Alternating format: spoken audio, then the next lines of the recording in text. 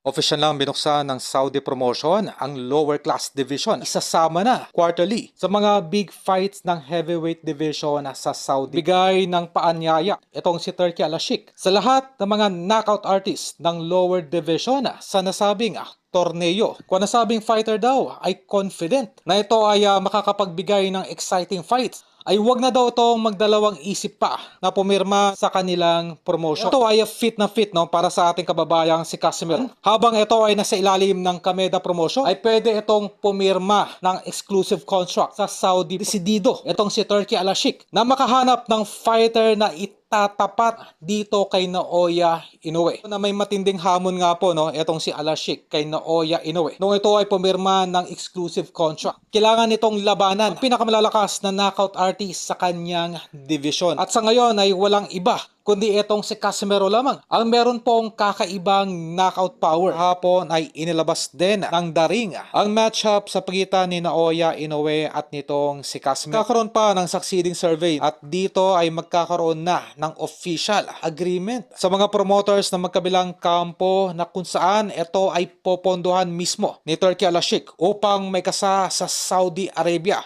ang naturang matchup. Lumilinaw na ang tsansa nitong si Casimero na makalaban ang tinaguriang The Monster ng Japan na ang daring. Halos araw-araw nang nagpo-post ang posibleng matchup nitong si Cuadro Alas. Si Turki Al-Sheikh po ang may-ari ng daring magazine. At sila po ngayon ay hands-on na i-post etong si Cuadro Alas at mag-trending sa kanilang mismong platform. Ito na ang uunahin ni Al-Sheikh na may kasa sa lalong madaling panahon.